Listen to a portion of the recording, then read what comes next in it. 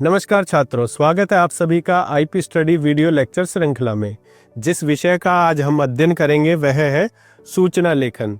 देखिए, सूचना लेखन एक विशेष विषय है क्योंकि आज का जो युग है वह आधुनिक युग है। आधुनिक युग की दृष्टि से यह विषय और भी महत्वपूर्ण हो जाता है क्योंकि हम प्रतिदिन अनेक प्रकार की जो सूचनाएं हैं उनका आदान प्रदान करते हैं।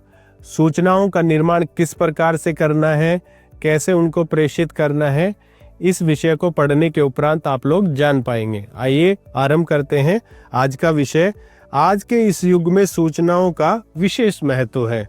सूचना को किसी भी कार्यक्रम अथवा व्यवस्था की सफलता का प्रथम अंग माना जाता है। उदाहरणतः विवाह आदि के उत्सव से पूर्व उसमें शामिल होने के लिए दिया जाने वाला निमंत्रण पत्र भी सूचना का ही रूप है। इसे हम पूरी तरह से सजा संवार कर आकर्षक रूप में प्रेषित करते हैं। आजकल ईमेल, एसएमएस, व्हाट्सएप आदि अनुप्रयोगों के जरिए सूचनाओं का आदान प्रदान किया जाता है। विद्यालय स्तर पर सूचना लेखन को सीमित प्रयोगों में ही लिया जाता है। सामान्यतः इसमें साधारण सूचनाएं जैसे शिक्षण संस्थाओं, कार्यालय, रंगारंग कार्यक्रमों, सभाओं, क्लबों, खोया पाया, नाम परिवर्तन, पता परिवर्तन, विविध प्रदर्शनी संबंधी नृत्य, गायन, नाटक आदि शामिल है। ठीक है, तो विद्यालय स्तर पर जो सूचनाएं हैं वो आजकल देखिए किस प्रकार से प्रयोग होती हैं, क्या क्या उनका जो स्वरूप है वह है, इसके विषय में अब हम जानते हैं। सामान्यतः इसमें साधारण सूचनाएं जैसे शिक्षण संस्थानों, कार्यालय, रंगारंग कार्यक्रमों, सभाओं, क्लबों, खोया पाया, नाम परिवर्तन, पता परिवर्तन, विविध प्रदर्शनी संबंधी नृत्य, गायन, नाटक आदि शामिल है।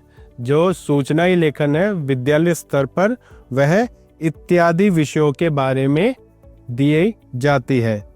आइए अब देखते हैं सूचना लिखते समय निम्न बातों का विशेष ध्यान रखना चाहिए। देखिए कैसे सूचना लिखते समय हमें किस प्रकार की सावधानियां बरतनी चाहिए। सूचना लेखन की भाषा औपचारिक या सामान्य व्यवहार की होनी चाहिए। जब हम सूचना लिखें तो हमें औपचारिक भाषा का प्रयोग करना चाहिए ताकि जो पढ़ने वाला है वह उसे सभ्य तरीके से समझ सके। आगे देखिए, यह सरल, स्पष्ट और रुचिकर होनी चाहिए। जो भाषा है वह सरल होनी चाहिए, स्पष्ट होनी चाहिए। जो आप आपका जो मैसेज देना चाहते हैं, जो सूचना पहुंचाना चाहते हैं, वह जिसको सूचना दी गई है उस तक स्पष्ट रूप से पहुंच सके। आगे देखिए, सूचना की शब्द सीमा 20 से 30 शब्दों की होनी चाहिए। दी जाने वाली सूचना सटीक होनी चाहिए। ऐसे नहीं कि कोई काल्पनिक सूचना दी जा रही है या अंदाजे से कोई सूचना दी जा रही है। जो सूचना है वह सटीक होनी चाहिए। यदि सूचना की लंबाई सामान्य से अधिक हो तो संक्षिप्तता दर्शाने के लिए उसे 2 अनुच्छेदों में लिखा जाना चाहिए। सूचनाओं में चित्रों का प्रयोग नहीं होना चाहिए। जब हम सूचना देते हैं तो उसमें चित्रों का प्रयोग नहीं करते। सूचना को सादे कागज पर हाथ द्वारा लिखना चाहिए या मुद्रित होनी चाहिए। ठीक है, आगे देखिए, सूचना से संबंधित कुछ विशेष बिंदु। सूचना में पक्ष की तरह विषय का उल्लेख करना चाहिए। सूचना में स्थान, समय, दिनांक का उल्लेख करना चाहिए। सूचना का संदर्भ क्या है, घटना क्या है, यह उल्लेख अवश्य करें। मुख्य अतिथि, वक्ता आदि का भी संक्षिप्त रूप में उल्लेख करना चाहिए।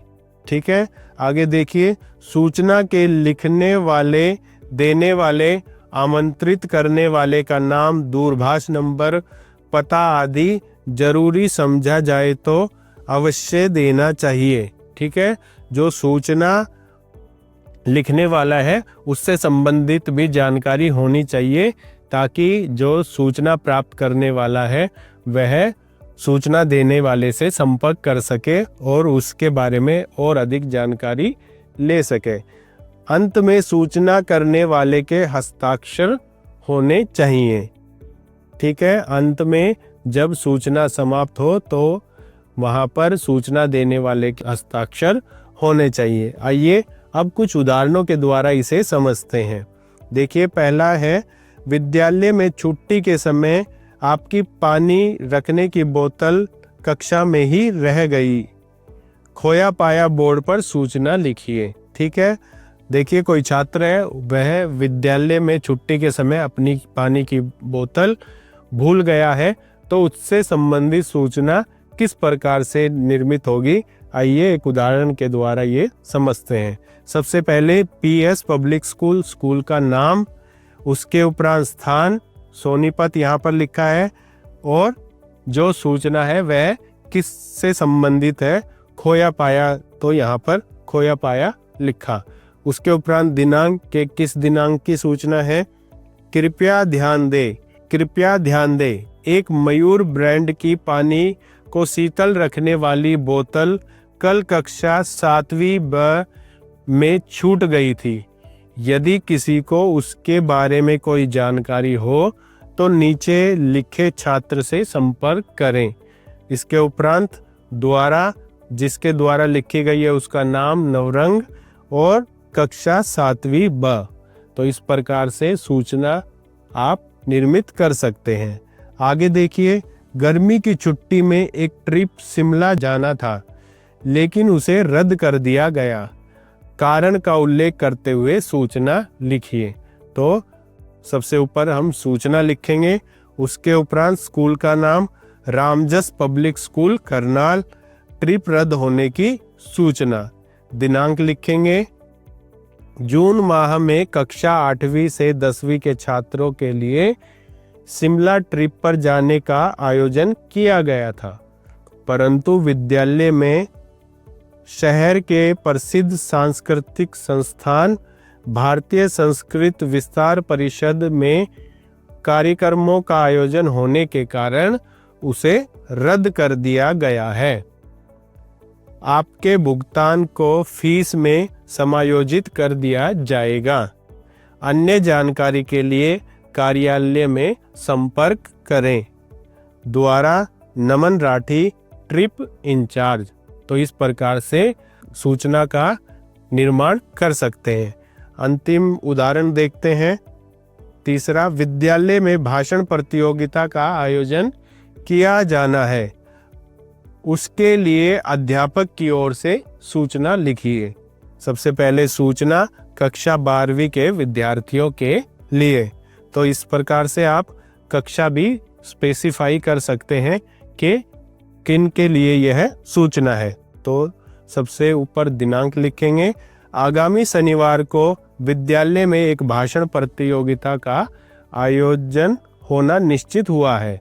जो विद्यार्थी इस प्रतियोगिता में भाग लेने का इच्छुक हो, अध्यापक श्रीकांत शर्मा से संपर्क करें।